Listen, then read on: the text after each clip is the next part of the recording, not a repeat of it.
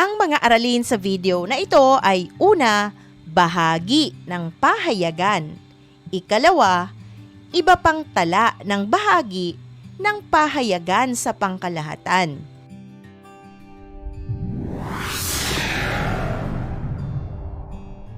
Dumako na tayo sa unang bahagi ng aralin. Ano-ano nga ba ang bahagi ng pahayagan?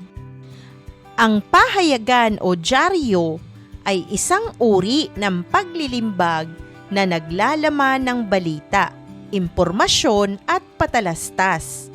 Karaniwang inilalathala ito sa imprenta at mabibili sa mababang halaga. Ang mga pahayagan ay maaaring pangkalahatan o may espesyal na interes at kadalasang inilalabas ito araw-araw o lingguhan. Narito ang ilang bahagi ng pahayagan. Unang bilang, teksto. Ito ay ang pangunahing bahagi ng pahayagan na naglalaman ng mga artikulo, balita at opinyon.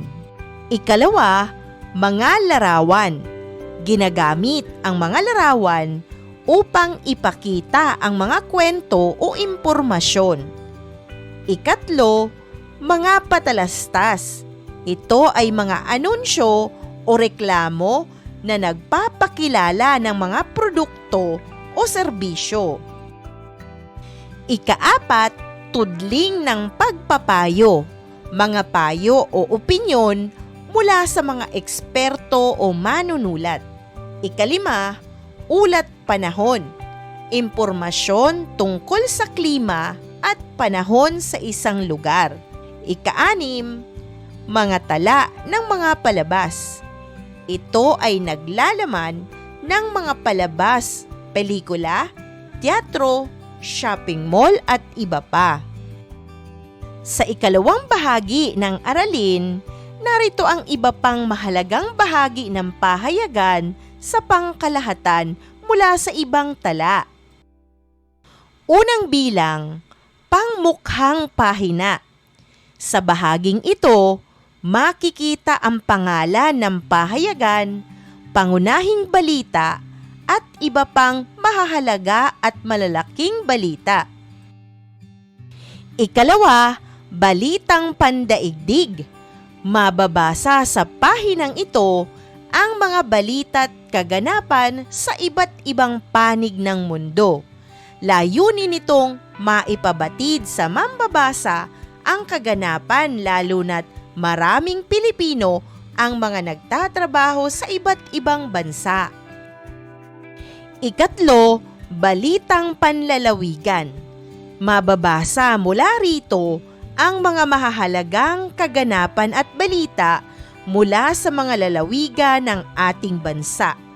Lubhang mahalaga ito sapagkat ang ating bansa ay pulo-pulo at hindi madalas na mabisita ng bawat Pilipino ang ilang lugar. Ikaapat, editorial. Sa pahinang ito, mababasa ang mga kuro-kuro o puna hinggil sa napapanahong isyu o usapin ng bansa. Ito ay matalino at masusing opinyon tungkol sa anumang usapin at kaganapang sangkot ang mamamayan sa ating bansa. Ikalima, balitang komersyo. Dito mababasa ang balita tungkol sa mga industriya at komersyo sa bansa, kalakalang lokal o dayuhan, mga investors at bagong kaganapang negosyo. Ika-anim, anunsyo klasipikado o classified ads. Mababasa sa bahaging ito ang mga anunsyo para sa iba't ibang uri ng hanap buhay, bahay, lupa, sasakyan, mga kagamitang ipinagbibili at marami pang iba. Ikapito, obituaryo o obituary.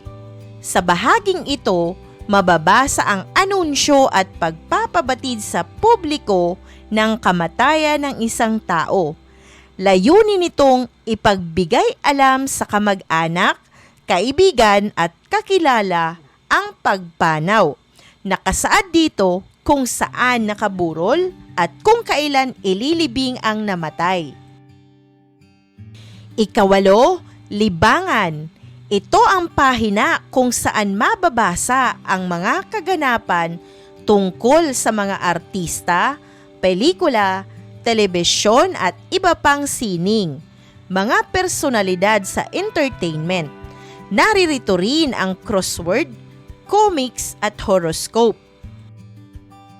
Ikasyam, lifestyle. Mababasa sa pahinang ito ang mga artikulo tungkol sa pamumuhay, tahanan, pagkain, paghahalaman at iba pang aspeto ng buhay ng lipunan. Ito ay kinagigiliwan sapagkat nagbabahagi ito ng mga panibagong ideya sa mga mambabasa. Ang panghuli at ikasampu sa ating tala, sports. Ito ay pawang tungkol sa sports o pampalakasan, lokal o international. Nagbabahagi ito ng mga himaton o update tungkol sa mga patimpalak sa sports at ano pang laro na sikat sa lipunan.